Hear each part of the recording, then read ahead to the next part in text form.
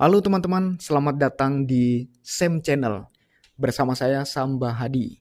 Yang beberapa hari yang lalu kita telah membahas tentang beberapa huruf bahasa Jepang, antara lain huruf hiragana, huruf katakana, dan huruf kanji. Mungkin teman-teman sudah pada hafal semua cara-cara menulis bahasa Jepang. Sekarang kita akan membahas beberapa partikel di dalam bahasa Jepang, teman-teman.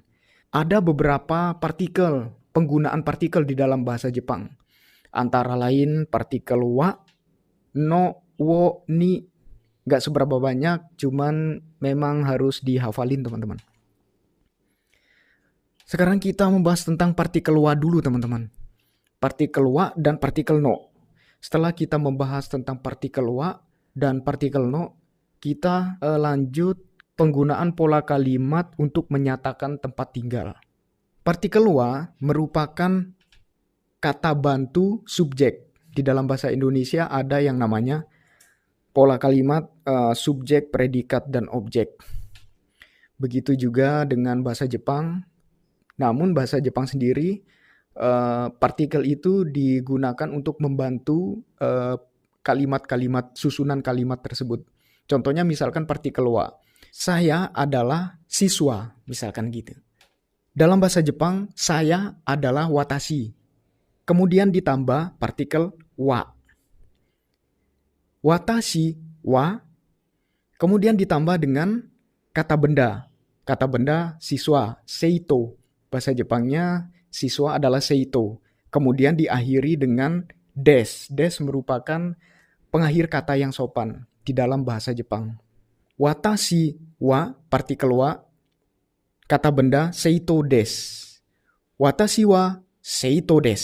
Saya adalah seorang siswa. Contoh yang kedua misalkan untuk memperkenalkan diri. Biasanya orang-orang Jepang sebelum memperkenalkan diri dia mengucapkan hajimemashite. Hajimemashite yang artinya perkenalkan. Ali misalkan.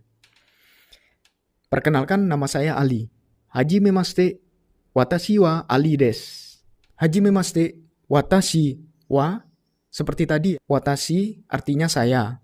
Kemudian partikel, kemudian kata benda, nama, Ali. Kemudian diakhiri dengan des. Hajimemashite, perkenalkan, saya adalah Ali. Watashi wa Ali desu. Seperti itu ya teman-teman. Dan selanjutnya partikel no. Setelah partikel wa, ditambah dengan partikel no. Jadi misalkan seperti saya adalah siswa SMA 1. Saya adalah siswa SMA 1. Watashi wa SMA 1 no seito desu. Jadi susunan pola kalimatnya adalah subjek watashi wa,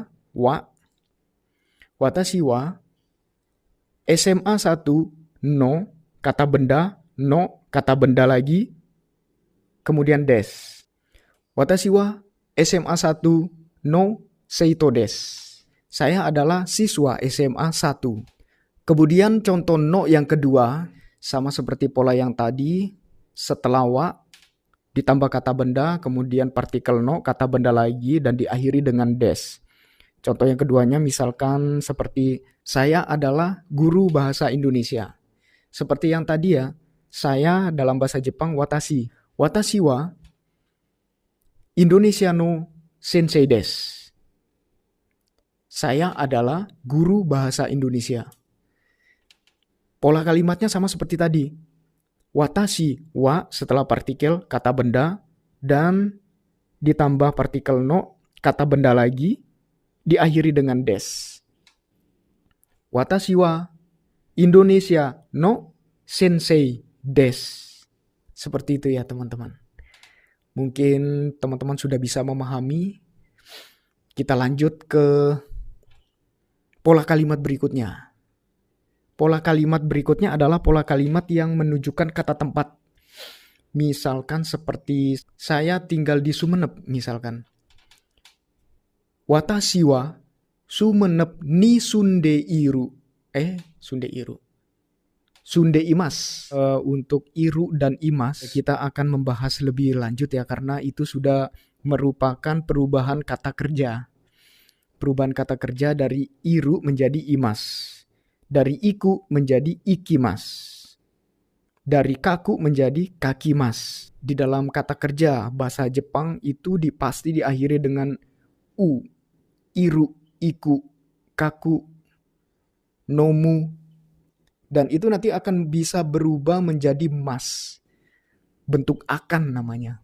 Akan makan, akan minum. Nomimas, tabemas, dari nomu menjadi nomimas, dari makan menjadi taberu, dari taberu menjadi tabemas, dari menulis kaku menjadi kakimas, perubahan kata kerja. Itu kita akan bahas lebih lanjut saja. Untuk sementara kita bahas sedikit tentang partikel-partikel. Kemudian kita lanjut dengan pola kalimat yang menunjukkan kata tempat. Saya tinggal di Sumeneb. Mungkin teman-teman sudah pada tahu ya kota Sumeneb. Kota Sumeneb merupakan kota yang berada di ujung Pulau Madura. Banyak sekali tempat wisata di Sumeneb ini. Mungkin teman-teman bisa dapat berkunjung ke Pulau Madura, yaitu di kota Sumenebnya, di Kabupaten Sumenebnya. Kita lanjut aja teman-teman. Kita lanjut ke pembahasan berikutnya. Watashi wa Sumeneb ni sunde imas. Watashi yang artinya saya, jangan lupa ditambah partikel wa. Watashi wa kata benda, Sumeneb ni sunde imas. Kemudian kata tempat, Sumeneb ni sunde imas. Jangan dibalik-balik ya teman-teman. Dalam bahasa Jepang, kalau dalam bahasa Indonesia kan misalkan seperti subjek, predikat, dan objek. Namun di dalam bahasa Jepang, subjek, wa, ditambah partikel wa tadi, subjek, objek dulu kemudian predikat. Jika pengertiannya kita gunakan dengan bahasa Indonesia, jadi artinya sedikit aneh. Misalkan, saya tinggal di Sumeneb. Watashi, jangan lupa partikel wa, watashi wa, kemudian objeknya dulu. Kalau dalam bahasa Jepang kan objeknya dulu. Sumeneb ni sunde imas. Kemudian letak tempat. Kalau dibalik-balik untuk pengertian dalam bahasa Indonesia sedikit aneh. Misalkan seperti kalau diartikan ke dalam bahasa Indonesia berarti saya Sumeneb tinggal. Saya tinggal di Sumeneb. Jadi untuk pengertian dalam bahasa Jepang dia diartikan setelah subjek diartikan dari belakang. Saya tinggal di Sumeneb. Nah, watashi wa Sumeneb ni sunde imas. Saya tinggal di Sumeneb. Jadi pengertiannya dari belakang. Bukan pengertiannya dari depan. Kalau dalam bahasa Indonesia kan dari depan. Kalau diartikan dalam bahasa Indonesia akan terbalik-balik. Kira-kira seperti itu ya teman-teman. Mudah-mudahan apa yang saya bahas ini dapat bermanfaat bagi teman-teman semua. Kita akan bertemu lagi di episode selanjutnya teman-teman. Wassalamualaikum warahmatullahi wabarakatuh.